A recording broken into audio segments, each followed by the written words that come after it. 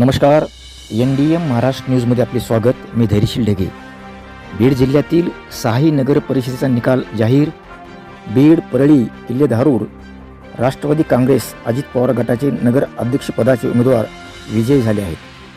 अंबेजोगाई गेवराई भाजपा नगराध्यक्षपदाचे उमेदवार विजय झाले, तर माजलगाव नगराध्यक्षपदाचे उमेदवार राष्ट्रवादी काँग्रेस शरदचंद्र पवार यांच्या गटाचे विजय झाले आहेत.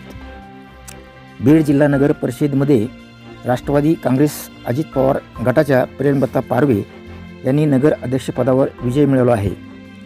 परळी नगर परिषदेत राष्ट्रवादी काँग्रेस अजित पवार गटाच्या पद्मश्री बाजीराव धर्माधिकारी यांनी विजय मिळवला आहे.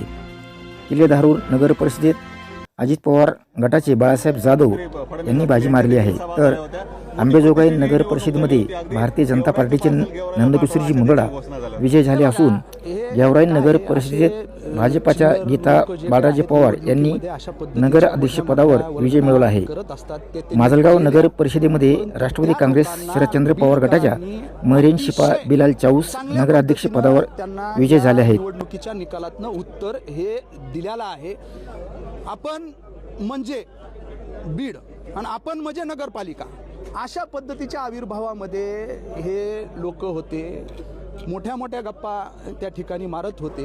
त्यांना बीडकरांनी उत्तर दिलंय आणि अजितदादांनी प्रतिष्ठेची निवडणूक ही केलेली नव्हती. मी आपल्या माहितीस्तव सांगतो, अजितदादांनी इथले कार्यकर्ते जे वेळेवर वाऱ्यावर सोडून पक्षाबरोबर विचारधारेबरोबर दगाफटका करून ऐन वेळेस जे काय आहे पक्षाला सोडून इथले कार्यकर्त्याचं मी पहिल्या दिवशीपासून म्हणत होतं, मोठं केडर आहे, मोठं आमची संघटना खूप मोठी आहे. एक व्यक्ती समोरचा पळून गेला तर मागचे लोक तिथल्या तिथं आहेत, जागेवर आहे, संघटना जागेवर आहे आणि ते आम्ही या ठिकाणी या निकालाच्या माध्यमातून दाखवून दिल्या.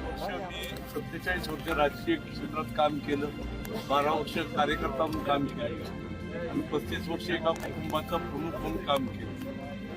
ह्या मतदारसंघातल्या लोकांनी मला तळहाताच्या फोडासारखं जपलं.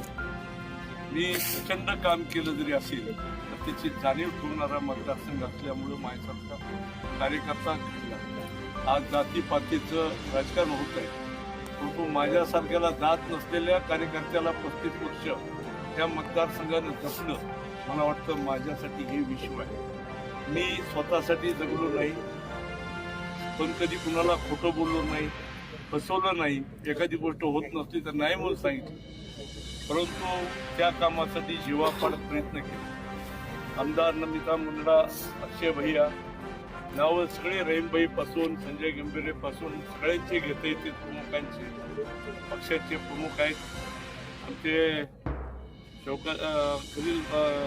शकील मौलाना साहेब. हे राजकारणात नाही, पण मैत्रीपोटी प्रेमापोटी त्यांनी मुलाला उभं केलं. अशा खूप गोष्टी आमच्या जीवनात. माझ्यावर आलेल्या सर्व सहकाऱ्यांचे मी मनापासून अभिनंदन करतो आणि जे आमचे सहकारी पडले भविष्यामध्ये आणखीन चांगल्या पद्धतीनं त्यांनी काम करावं यासाठी आम्ही सगळे मिळून लक्ष देऊ. खरं तर मी डॉक्टर लोहियांचा चेला. बाबूजींनी मला राजकारणात येताना सांगितलं होतं की 4.5 वर्ष दिपोळीकर निवडणुकीपुरता हळूशेम गाठलं. मला वाटतं आता शहराच्या विकासाची जबाबदारी आपल्या सर्वांवर आहे. मला वाटतं राजकीय मतभेद हे पक्षीय मतभेद, वैचारिक मतभेद असतात, परंतु विकासात्मक भूमिका ही शहराला विकासात्मक ठिकाणी घेऊन जाते आणि परत प्रत्येकाने मेहनत करावी आणि 5 वर्षानंतर जनतेच्या समोर जावं आणि जनतेचा कौल मानावा. ह्या पद्धतीचे राजकारण आहे.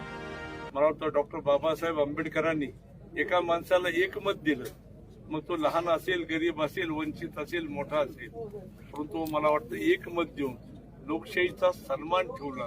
आणि मला वाटतं 5 वर्षाला नेतृत्वानं ज्याला निवडणुकीला उभं राहायचे त्यांनी 5 वर्षांतर जनतेसमोर जावं लागेल, जनतेच्या दरवाजात जावं लागेल ही भूमिका घेतली. मला वाटतं त्या संविधानानंच या निवडणुका होत आहे. निवडणूक ही प्रक्रिया निपक्षपातीपणे झाली. मी सर्व अधिकाऱ्यांचं मनापासून आभार मानतो, पोलीस प्रशासनाचंही मनापासून आभार मानतो आणि मला वाटतं ह्या अंबेजोगाईच्या जनतेचा विजय आहे. कारण आमच्या कार्यकर्त्यांची जरी मेहनत असेल, सहकाऱ्यांची मेहनत असेल, आमच्या नेतृत्वाचा आशीर्वाद असेल, परंतु ह्या अंबेजोगाईच्या मतदार राजाचा विजय आहे. मला वाटतं त्याचा सन्मान करण्याकरता अहोरात्र आम्ही काम करून अंबेजोगाई शहराला एक मॉडेल शहर करण्यासाठी इमानी इतबारे प्रयत्न करू. धन्यवाद.